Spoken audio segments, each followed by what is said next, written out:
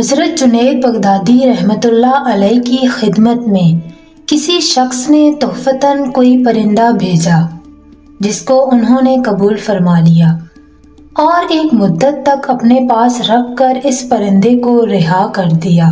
یہ دیکھ کر لوگوں نے آپ سے اس کو رہا کرنے کا سبب دریافت کیا تو ارشاد فرمایا کہ اس پرندے نے مجھ سے فریاد کی تھی کہ جنید، افسوس ہے کہ آپ تو اپنے احباب کی مناجات سے لطف اندوز ہو رہے ہیں اور میں بے مونس و غمخوار آپ کے اس پنجرے میں مقید ہوں۔ میں نے اس کی یہ درد بھری فریاد سن کر اس کو آزاد کر دیا اور وہ پرندہ جاتے وقت یہ کہہ کر اڑ گیا کہ جب تک کوئی پرندہ ذکر الہی میں مصروف رہتا ہے وہ جال کے پھندے سے آزاد رہتا ہے، اور جہاں ذکر الہی سے غفلت ہوئی کسی نہ کسی جال کے پھندے میں پھنس جاتا ہے۔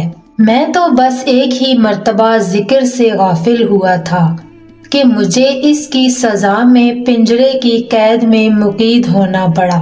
ہائے افسوس ان لوگوں کا کیا حال ہوگا جو اکثر و بیشتر یاد الہی سے غافل رہتے ہیں۔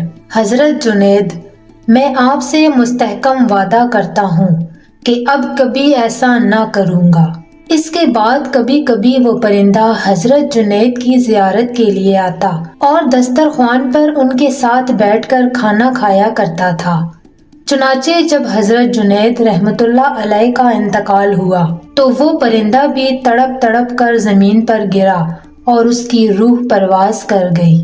یہ عجیب واقعہ دیکھ کر لوگوں نے اس پرندے کو بھی حضرت جنید بغدادی رحمۃ اللہ علیہ کے ساتھ ہی دفن کر دیا، اور ایک مدت کے بعد حضرت جنید رحمۃ اللہ علیہ کے مریدوں میں سے کسی نے ان کو خواب میں دیکھا اور دریافت کیا کہ حضرت آپ کے ساتھ کیا معاملہ کیا گیا ہے؟ تو حضرت جنید رحمۃ اللہ علیہ نے جواب دیا کہ ایک پرندے پر رحم کرنے کی وجہ سے اللہ تعالیٰ نے مجھ پر بھی رحم فرما دیا۔ سبحان اللہ۔